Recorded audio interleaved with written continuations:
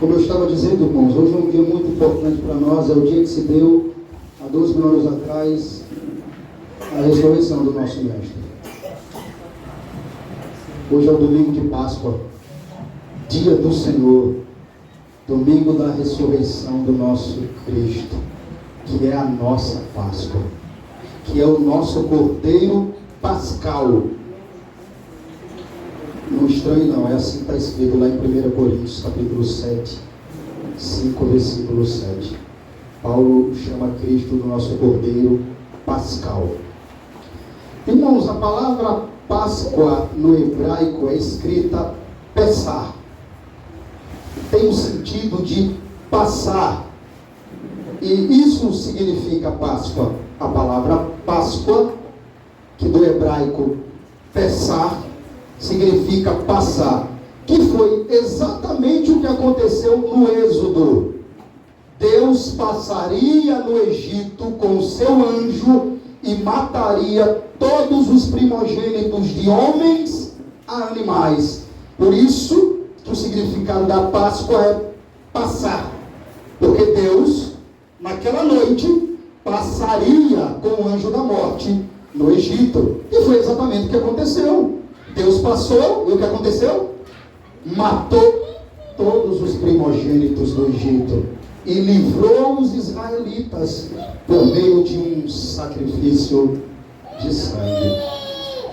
Só que tudo houve, ou melhor, irmãos, tudo que houve lá apontava, tipificava para o que houve na sexta-feira que se passou agora. Para o que houve há 12 mil anos atrás. Tudo o que aconteceu na Páscoa do Êxodo tipificava Cristo. Tudo apontava para Cristo.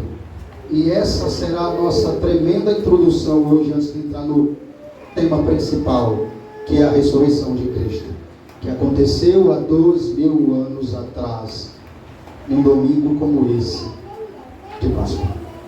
Abram comigo para entender melhor o que é a Páscoa. Êxodo, capítulo 12. E eu posso de forma natural fazer isso como introdução, porque fala da mesma coisa e aponta para o mesmo caminho. Êxodo, capítulo 12. Vamos lá. Conheça um pouco da Páscoa. É só um pouquinho, vamos ler só apenas para breve, só para entender. Lembrarmos o que ela representa e como Cristo estava lá. Cristo, como o cordeiro apontava para ele de forma assim perfeita. Vamos lá?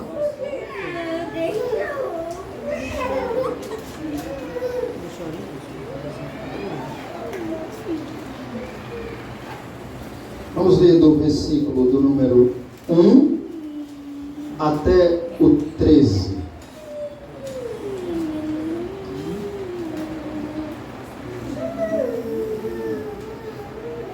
Vamos ler? Todos acharam? Vamos lá. Disse o Senhor a Moisés e a Arão, na terra do Egito: este mês vos será o principal dos meses, será o primeiro mês do ano. Falai a toda a congregação de Israel, dizendo: aos 10 deste mês, cada um tomará para si o quê? Um cordeiro segundo a casa dos pais. Um cordeiro para cada família. Mas se a família for pequena, para um cordeiro, então convidará ele ao seu vizinho mais próximo, conforme o número das almas, conforme o que cada um puder comer. Por aí calculareis quantos bastem para o cordeiro. O cordeiro será sem o quê? Macho de 1 ano, e podereis tomar um cordeiro ou um cabrito. Rapidinho aí, irmãos. Por que o cordeiro tinha que ser sem defeito e macho? Porque ele apontava para quem esse cordeiro? Para o que aconteceu no dia de sexta-feira, 2 mil anos atrás. Perceba. E entenda. Todo cordeiro que era morto, substituindo o povo, para salvar o povo, que derramava o sangue, apontava de forma tipificada para o que viria na plenitude dos tempos para Cristo. Isso é tão fácil de se entender, por que o cordeiro não podia ser qualquer um? Tinha que ser macho e sem defeito. Perfeito. Porque ele apontava para um sacrifício perfeito. O homem de dores, Cristo, o homem. Por isso tinha que ser macho. Ele apontava para Cristo, o homem perfeito que viria e morreria em nosso lugar. Isso é tão real. Esses símbolos da Bíblia no Antigo Testamento é tão estupendo, claro, que até João Batista entendia isso. Quando ele viu Cristo, quem se lembra o que ele falou? Eis o Cordeiro de Deus que tira o pecado do mundo. Você entende? Então vamos continuar, vamos lá. E guardareis até ao 14º dia deste mês. E todo o ajuntamento da congregação de Israel o imolará no crepúsculo da tarde. Tomarão do sangue e o porão em ambas as ombreiras e na varga da porta, nas casas em que o comerem. Naquela noite comerão a carne assada no fogo, com pães asmos. Olha essas ervas amargas a comerão. Preste atenção nesse pão asmo e erva amarga. Não comereis do animal nada cru, nem cozido em água, porém assado ao fogo, a cabeça, as pernas e a fressura. Nada deixareis dele até pela manhã. O que porém ficar até pela manhã, queimá-lo-eis. Desta maneira o comereis. Lombos cingidos, sandália nos pés e cajado na mão. Comê-lo-eis à pressa, e é a Páscoa do Senhor. Porque naquela noite passarei pela terra do Egito. Olha por quê? Páscoa passar. Naquela noite passarei pela terra do Egito e ferirei na terra do Egito todos os primogênitos, desde os homens até os animais. Executarei juízo sobre todos os deuses do Egito. Eu sou o Senhor. O sangue vos será por sinal nas casas em que estiverdes. Quando eu vir o sangue, passarei por vós, e não haverá entre vós praga destruidora, quando eu ferir a terra do Egito. Aqui é a Páscoa. Olha aí. Isso é a Páscoa. Erva amarga e pães asmos. Isso aqui representava as ervas amargas. As ervas amargas era para quando eles saíssem do Egito, todas as vezes que celebrassem a Páscoa, quando comesse a erva amarga, lembrasse do tempo amargo que ficou lá no Egito. É como Deus é perfeito, né? O nosso Deus é perfeito. Ele disse: pegue a erva amarga e coma. Isso será toda vez que vocês celebrarem a Páscoa. E aí, todas as vezes que eles celebravam a Páscoa, eles lembravam de quê? Comia a erva amarga, do tempo amargo que passou lá no Egito. Mas mais o que a erva amarga? Não só para lembrar do tempo amargo que passou no Egito, mas para lembrar também de onde Deus tirou eles. Para que eles não esquecessem que foi de um amargor, um lugar amargo, que o Senhor os resgatou. E os pães asmos, para que eles fossem puros, santos, quando saíssem da terra do Egito, eles permanecessem puros na presença do Senhor. Eu destaco o versículo 13, perceba, foi pelo sangue lá no Êxodo, e esse sangue ainda é um sinal da marca eterna da salvação do povo de Deus. Perceba o versículo 13 aí, o sangue vos será por sinal.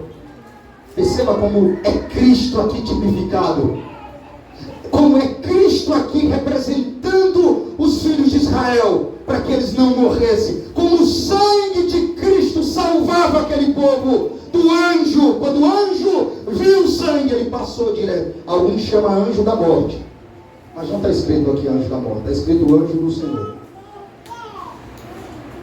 Mas como ele veio trazer morte e trouxe, alguns chamam anjo da morte, mas o fato é, o sinal ainda é o sangue até os dias de hoje.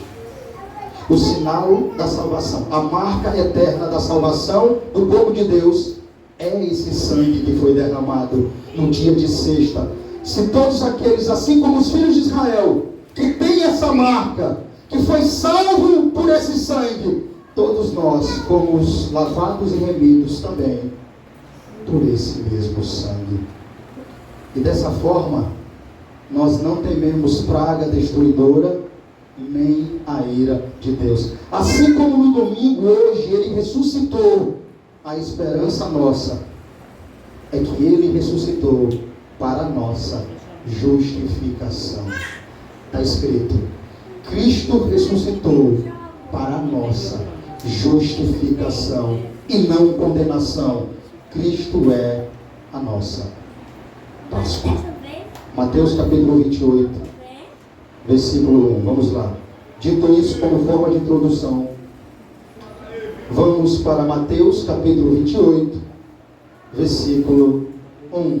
Era só para que você entre no texto tendo plena convicção e ciência do que é a Páscoa, o que representa, onde ela começou e como também foi pelo sangue.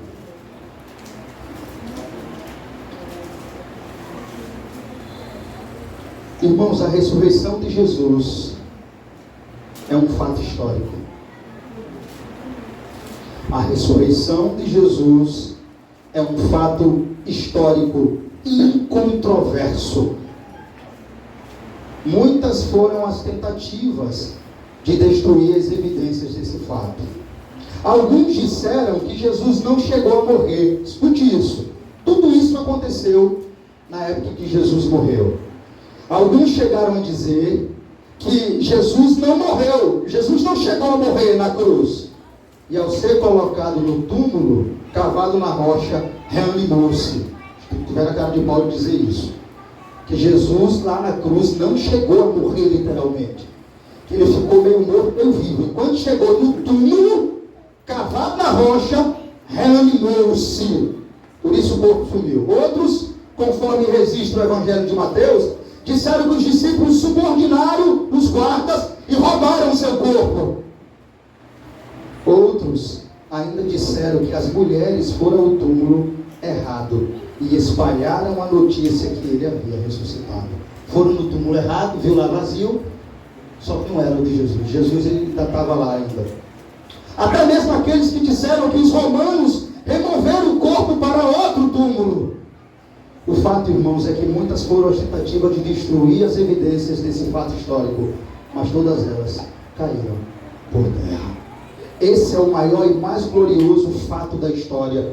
O céu se moveu, a natureza se agitou, a terra festejou e o inferno tremeu quando Jesus ressuscitou dentre os mortos. Meus irmãos, a ressurreição de Jesus é também um fato psicológico inegável. Vou repetir, a ressurreição de Jesus é também um fato psicológico inegável. Por quê? Os discípulos estavam, antes de saber que ele ressuscitou, acuados, com medo, desanimados.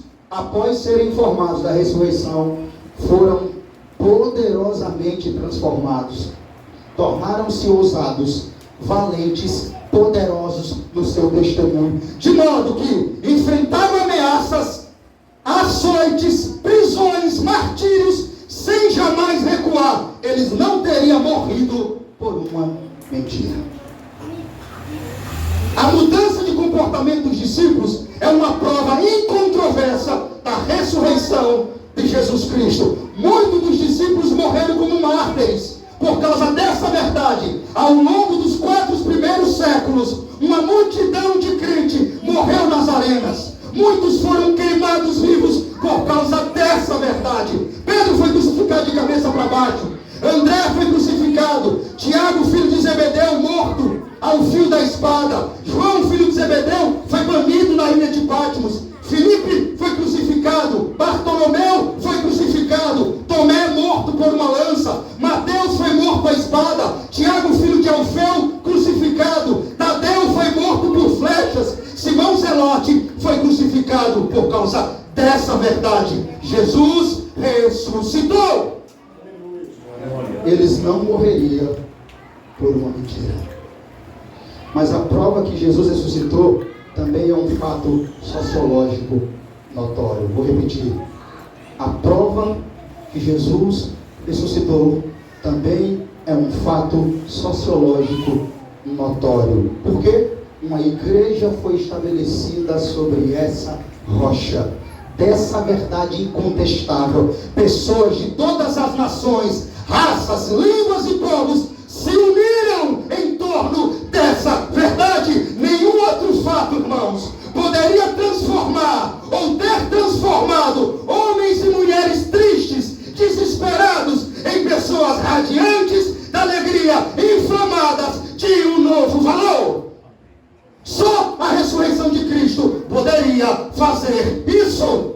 De fato, o túmulo de Cristo está vazio. Cristo, irmãos, a ressurreição de Cristo é o berço da igreja. E por isso o mundo odeia Jesus. Ninguém odeia quem está morto, irmãos. A oposição hostil a Jesus é porque ele está vivo. O mundo nos odeia porque odeia o Cristo que está em nós. Irmãos, sem a ressurreição de Cristo, a morte teria a última palavra. E a nossa esperança do céu seria um pesadelo. Sem a ressurreição de Cristo, o cristianismo seria a maior farsa, o maior engano inventado pelos cristãos. E os mártires teriam morrido por uma mentira teria salvado o mundo. Mas de fato, Cristo ressuscitou. E a grande diferença entre o cristianismo e as grandes religiões do mundo é que o túmulo de Jesus está vazio. Mas você pode visitar o túmulo de Buda, Confúcio, Maomé e Allan Kardec. Mas o de Jesus está vazio, porque realmente ele ressuscitou, irmãos. Mas o túmulo de Jesus está vazio porque ele venceu a morte e está vivo pelos séculos dos séculos. Amém? Vamos lá entrar no texto. No findado sábado, ao entrar o primeiro dia da semana, Maria Madalena e a outra Maria foram ver o sepulcro. Eis que houve um grande terremoto, porque o anjo do Senhor desceu do céu, chegou, removeu a pedra e assentou-se sobre ela. O seu aspecto era como um relâmpago e a sua veste alva como a neve. E os guardas tremeram, espavoridos, e ficaram como se estivessem mortos. Mas o anjo, dirigindo-se às mulheres, disse: não temais, porque sei que buscais a Jesus, que foi crucificado. Ele não está aqui, ele ressuscitou. Glória a Deus. E um domingo como esse, há 2.000 anos atrás, Jesus venceu a morte e ressuscitou para a nossa justificação. Irmãos, o papel principal das mulheres foram anunciar que Jesus tinha ressuscitado.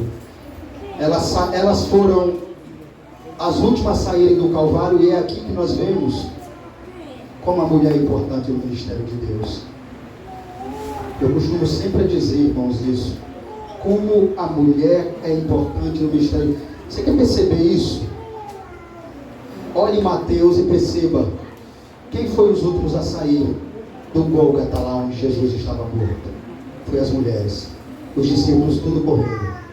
Só ficou João, Maria Madalena, Maria, mãe de Jesus. As mulheres estavam lá aos pés da cruz. Elas foram as últimas a sair do Gólgota e as primeiras a chegarem até o túmulo vazio de Jesus. Ao sepulcro, Maria e Maria Madalena. Meus irmãos, a casa da morte estava fortemente guardada por uma grande pedra, pelo sinete de Pilatos. Veja, por mais que os discípulos estivessem perplexos, nós sabemos da história, os discípulos estavam perplexos, com medo. Por isso que a ressurreição de Jesus é um fato histórico, comprovado, não tem como negar. Eles estavam perplexos, com medo, trancada a porta, ninguém saía, porque Jesus não tinha ressuscitado ainda. E eles estavam assim apavoridos em Jerusalém. A morte do Nazareno, profeta, varão poderoso em obras, deixou eles perplexos. Por mais que eles tivessem tímidos, alguns incrédulos, eu não sei porque eles ficaram incrédulos, confusos, com medo, eles eles não tinham motivo para estar assim. Uma coisa é certa, eles ficaram confusos. Uns ficaram incrédulos, outros ficaram apavoridos, com medo, perplexo, trancado. A morte de Jesus trouxe esse tumulto para eles. Mas isso não era para acontecer. Eles não tinham motivo para estar assim. O problema é que parece que até o momento eles não tinham compreendido de fato a missão de Jesus. 3 anos com Jesus na terra, não foi? Você pode dizer até assim, mas como assim? 3 anos com Jesus, e eles não entenderam de fato a missão de Jesus. A ressurreição de Jesus, eles não compreenderam. Era uma surpresa para eles. Algo que devia ser esperado, passou a ser uma surpresa para cada um deles. Jesus previu a sua morte e a sua ressurreição em vários textos. Veja comigo Mateus 16, por favor, só para ficar claro isso. Por que esses discípulos estavam perplexos e com medo? Eles não tinham motivo. Jesus avisou que isso ia acontecer. Veja Mateus aí 16, vamos lá rapidinho. Mateus 16, 21.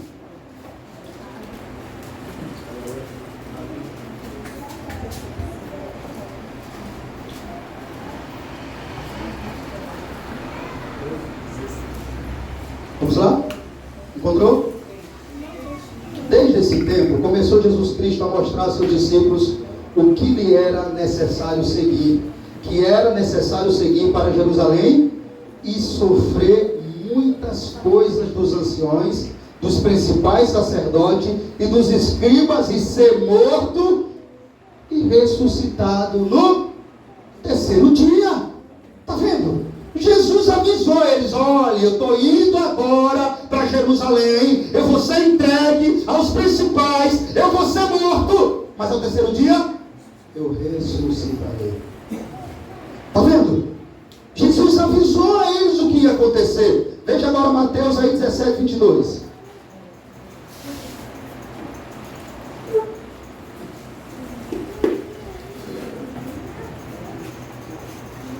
Vamos lá? Reunindo eles na Galileia, disse Jesus: o Filho do Homem está para ser entregue nas mãos dos homens, e estes o matarão, mas ao 3º dia ressuscitará.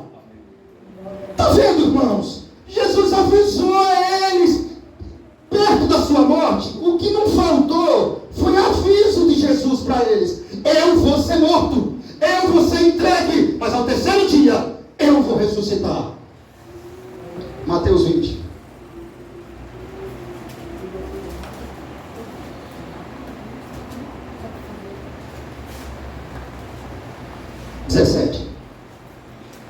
Estando Jesus para subir a Jerusalém, chamou à parte os 12, e em caminho lhe disse: eis que subimos para Jerusalém, e o Filho do Homem será entregue aos principais sacerdotes e aos escribas. Eles o condenarão à morte, e os entregarão aos gentios, para ser escarnecido, açoitado e crucificado, mas ao 3º dia ressurgirá. Perceba? Faltou aviso para eles? Não faltou. O mestre avisou a eles: eu vou ser entregue, eu vou ser morto, eles vão me matar, eles vão me humilhar, eu vou ser morto por eles. Mas em todas as passagens, o que ele diz? Ao 3º dia eu vou ressuscitar.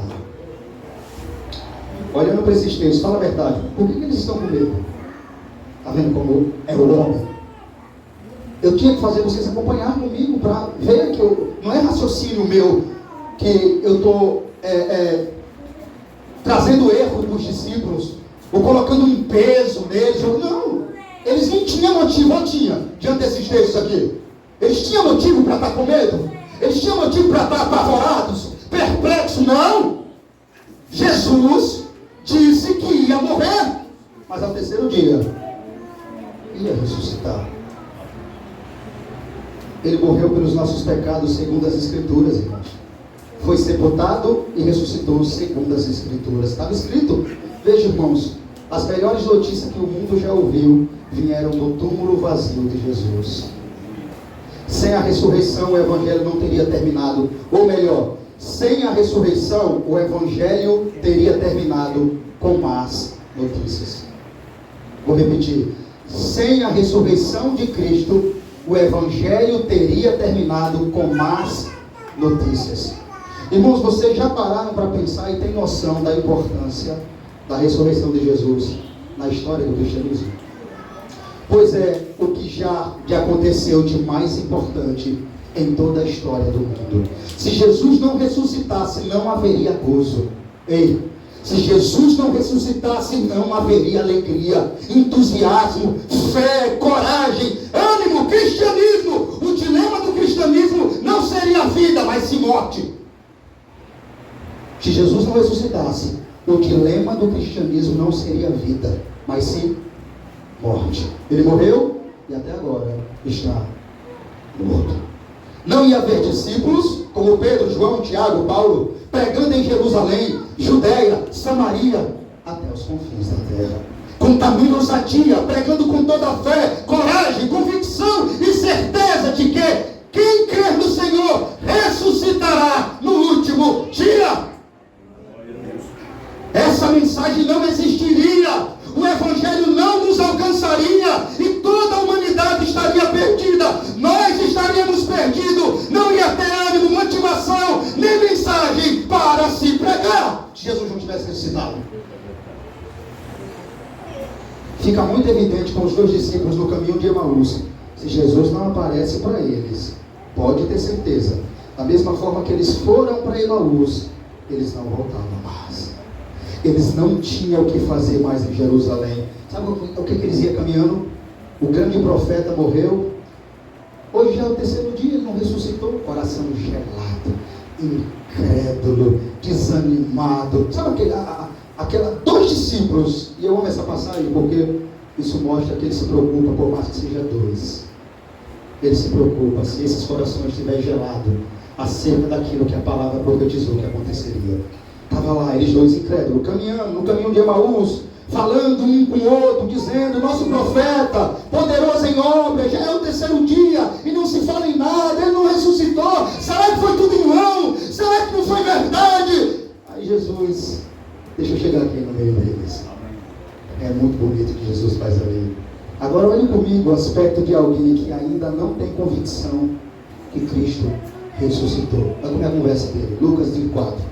Abre aí comigo. Olha o aspecto de alguém que ainda não tem convicção que Cristo não ressuscitou.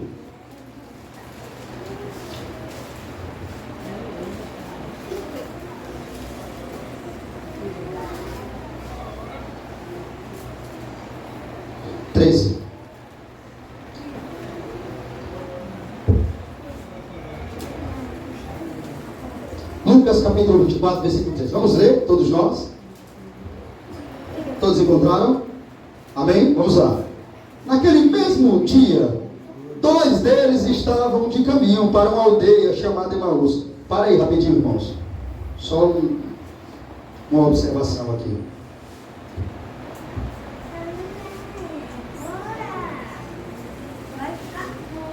O que é que esses discípulos estão indo fazer em Emaús?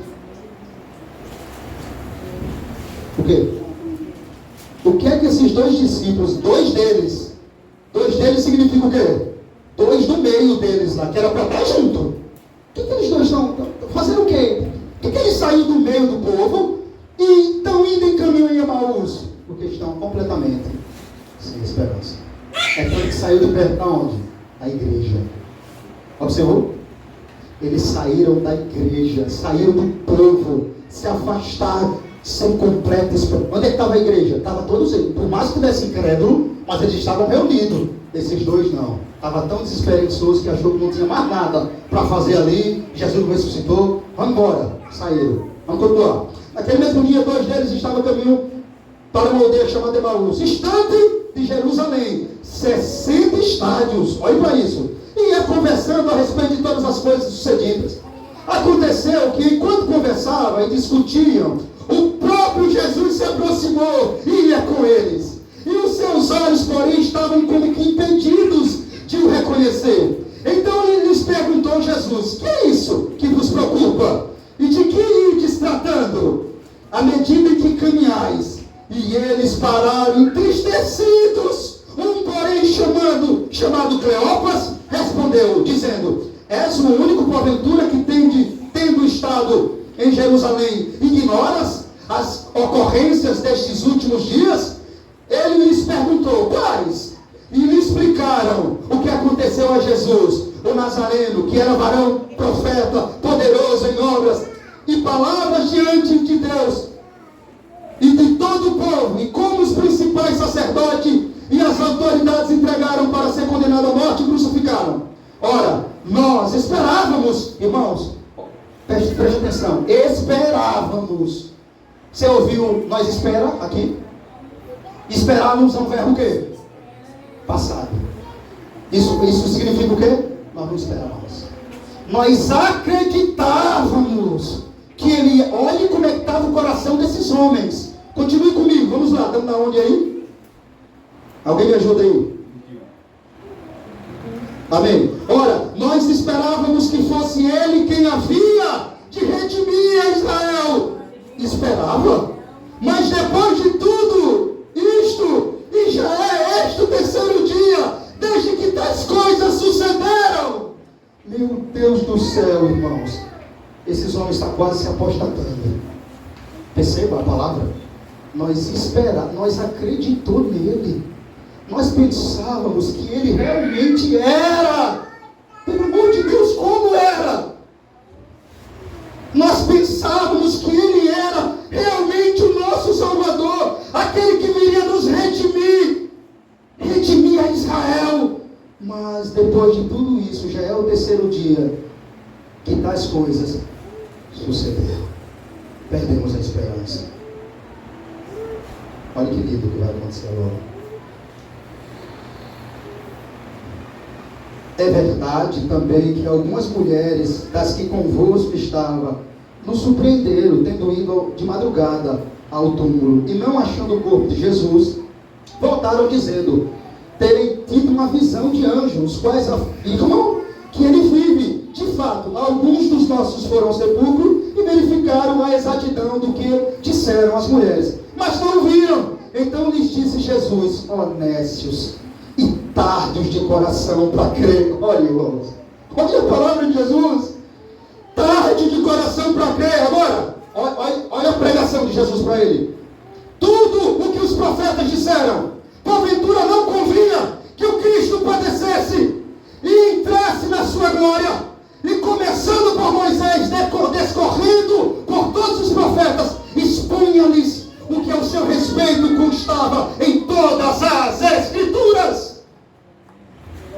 Aleluia! Jesus começou a pregar para eles, lembrar a eles tudo que estava escrito ao seu respeito. Olha a preocupação de Jesus apenas com 2 servos. Vamos ver o que aconteceu? Quando se aproximaram da aldeia para onde ia, fez ele menção de passar adiante. Ele quem? Jesus. Fez que ia passar da casa, mas eles o constrangeram dizendo: fica conosco, porque é tarde e o dia já declina. E entrou para ficar com eles. Aconteceu que quando estava à mesa, tomando ele o pão, abençoou e tendo partido lhes deu. Então se lhes abriram os olhos e os reconheceram, mas ele desapareceu da presença deles. E disseram um ao outro: porventura não ardia o coração quando ele pelo caminho nos falava, quando nos expunha as Escrituras? E na mesma hora, levantando-se, voltaram para Jerusalém. Aleluia. Louvado seja Deus, meu irmão. Perceba, quando eles viram ele ressuscitou, o que nós estamos fazendo? De volta para Jerusalém, de volta para a igreja, de volta para a comunhão, porque Jesus ressuscitou. Você viu como mudou o rumo da vida deles? Vocês estão vendo agora, irmãos? Veja esses homens agora, eles têm ânimo, fé, gozo, alegria, coragem e ousadia, entusiasmo e convicção. Eles voltaram e disseram: Jesus verdadeiramente ressuscitou. Aleluia! Perceba, irmãos, sabe por que eles estão assim? Porque essa é a maior notícia, a mais importante que o mundo já ouviu. Eu tinha que mostrar a vocês o antes de souberem que Jesus ressuscitou e o depois. Mudou muita coisa ou não? Hã? Mudou esses homens aqui? Antes, como é que ele estava? Nós pensávamos, já é o terceiro dia, nada aconteceu. E depois? Animados, convictos, cheios de coragem e fé. Voltaram para onde? Jerusalém. Eles voltaram de onde eles não deviam ter saído. A ressurreição faz isso, irmãos. Faz isso. Nada é mais encorajador, animador e empolgante para o discípulo naquela época do que ouvir que Cristo ressuscitou. Porque Cristo ressuscitou, então eles têm autoridade agora para pregar, ousadia para profetizar. Agora eles têm uma mensagem para pregar. Creia no Senhor Jesus, Cristo que ressuscitou dentre os mortos. Ele venceu a morte, ele vive, confie nos seus méritos, na obra dele, renda-se diante dele, e assim como Deus o ressuscitou, também o ressuscitará no último dia. Eles têm uma mensagem agora. Então Cristo, irmãos, e esse crucificado, e esse ressurreto, e esse ressuscitado é a nossa bendita, gloriosa Páscoa. Não é um coelho, mas sim um cordeiro. Cordeiro de Deus, que tira o pecado do mundo. Não é ovos de chocolate, é a carne dele e o sangue. Pois está escrito: quem comer a minha carne e beber o meu sangue tem a vida eterna, e eu ressuscitarei no último dia.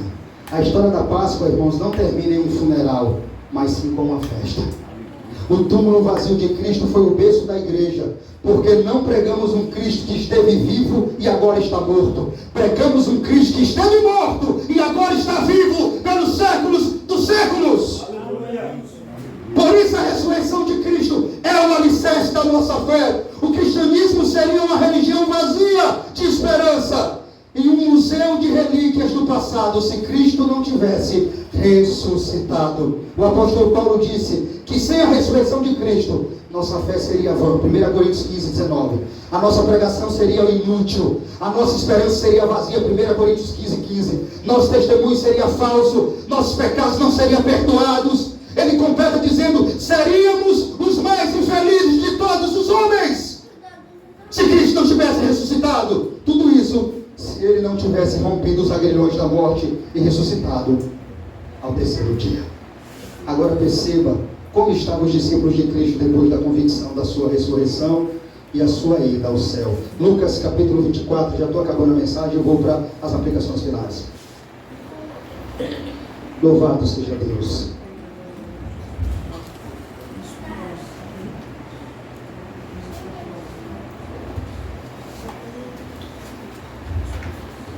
Lucas capítulo 24, versículo 50, vamos lá. Olha os discípulos agora. Veja comigo, agora é após saber que Jesus ressuscitou. Vamos ler, toda a igreja.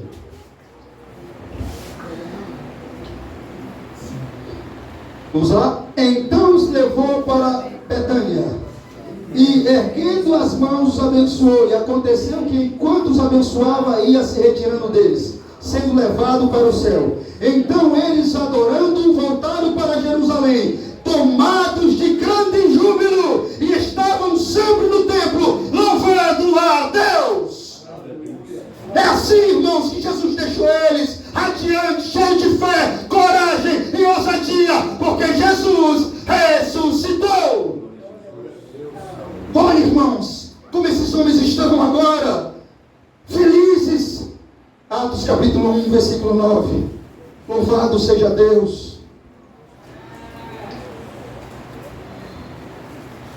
Atos dos Apóstolos, capítulo 1, versículo 9.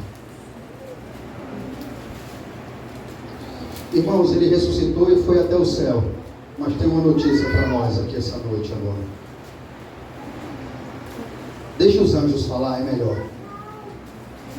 Deixa os anjos falar para nós o que eu e você precisamos ouvir essa noite. Vamos ouvir deles. Vamos lá. Atos capítulo 1, foi um que eu falei, versículo 9 ao 11. Vamos lá? Dita estas palavras, foi Jesus elevado às alturas, à vista deles. E uma nuvem o encobriu dos seus olhos. E estando eles com os olhos fitos no céu, enquanto Jesus subia, eis que 2 varões vestidos de branco se puseram ao lado deles e lhes disseram: varões galileus, por que estáis olhando para as alturas? Esse Jesus que dentre vós foi assunto ao céu, virá do modo como viste subir.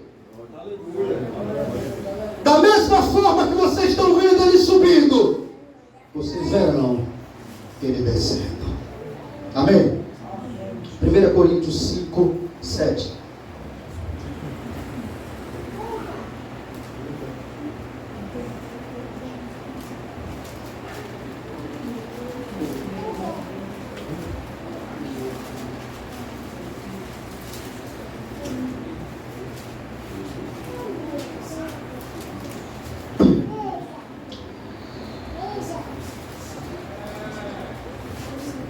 Coríntios capítulo 5, versículo 7. Vamos lá. Do 7 ao 8.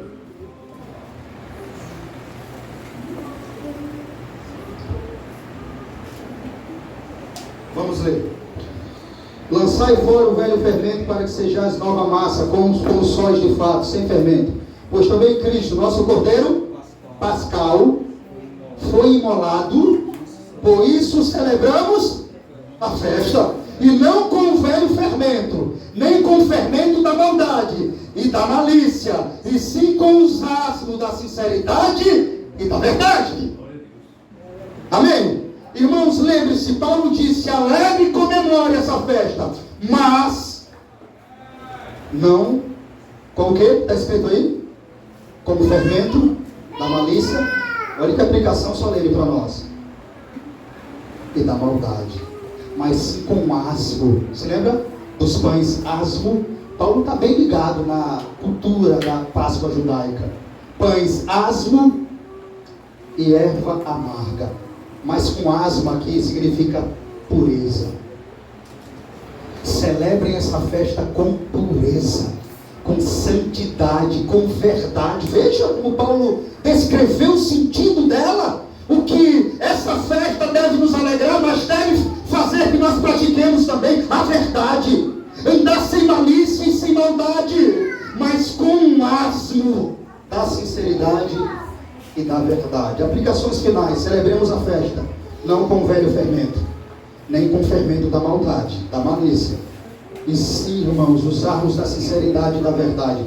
Irmãos, isso nos faz lembrar do início da Páscoa, de lá no Êxodo, onde Deus salvou o povo do anjo da morte por intermédio do sangue. Lembremos, amados irmãos, que aquele acontecimento do Êxodo era uma sombra, uma tipificação daquilo que viria a acontecer no futuro. Aquele cordeiro era Cristo. Os israelitas foram salvos do anjo da morte por intermédio dele. Ainda hoje celebramos a Páscoa pelo mesmo motivo, o sangue do mesmo cordeiro, mas agora do homem físico e não mais tipificado, derramou o seu sangue, se entregou como um sacrifício. O sangue do cordeiro de Deus foi derramado por nós, e por esse sangue que foi derramado, como filhos de Israel foram salvos da morte, nós fomos salvos da condenação eterna e da ira de Deus. Pelo mesmo sangue, Deus pediu a eles que comessem pães asmo e erva amarga. Essa é a ideia de Paulo aqui também. Celebrem a festa, mas não comam de qualquer jeito. Celebre a ressurreição de Jesus,